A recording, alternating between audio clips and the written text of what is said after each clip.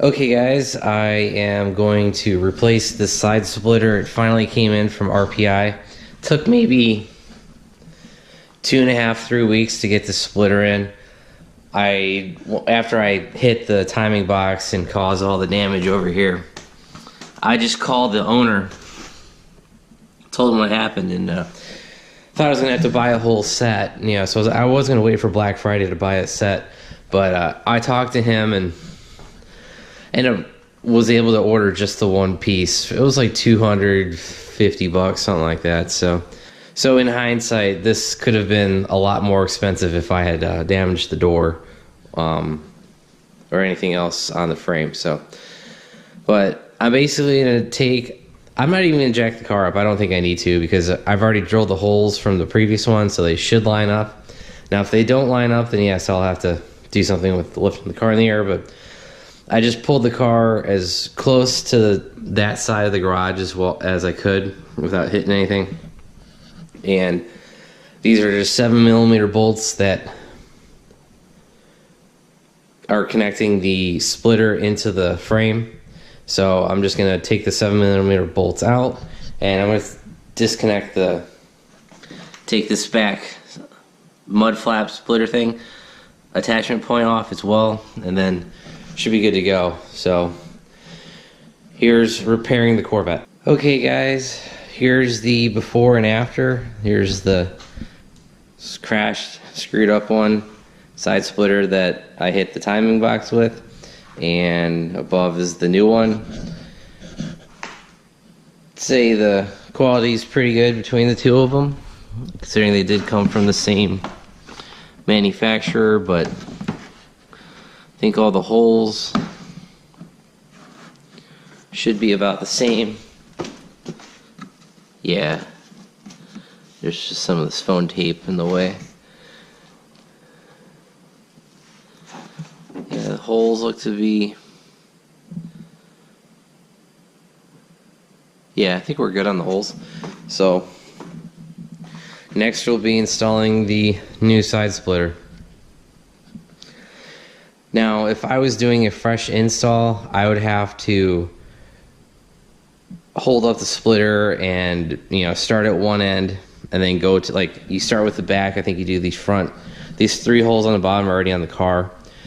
Then you line up the holes that you drill.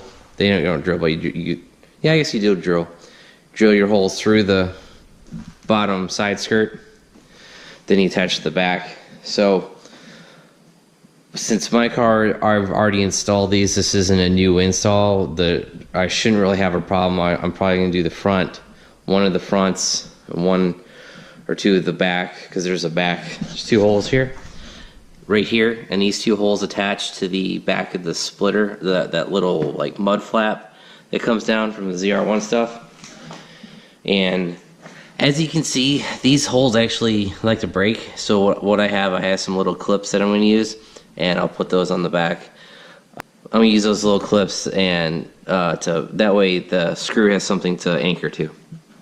So that's it for the comparison. Let's get ready for the install. Okay guys, this is the Corvette all fixed up. I really didn't have any problem with this install. You just have to take your time and line up. You just have to take your time and line up all of the screw holes. Like, I had existing screw holes. I think you could get this done quicker if you didn't have to try to line them up and you just were starting fresh. But since I had existing screw holes, I had to start from the front, put a few in the middle, then put a few in the back.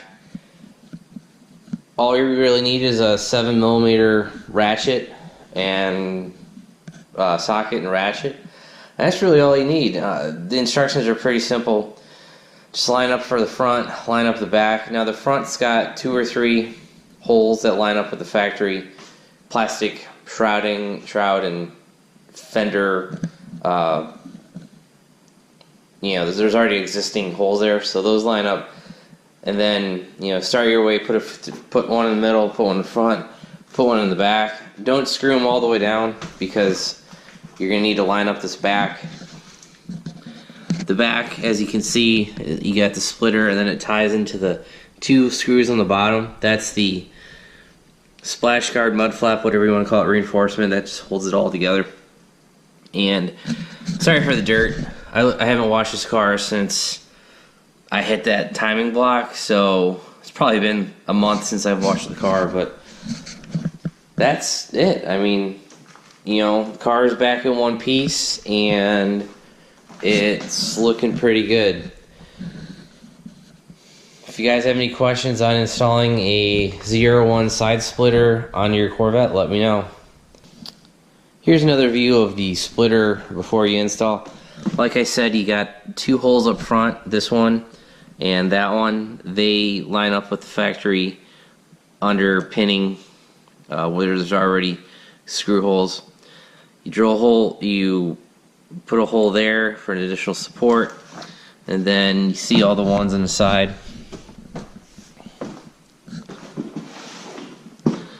Then you see all the ones in the side, they just literally screw into the body.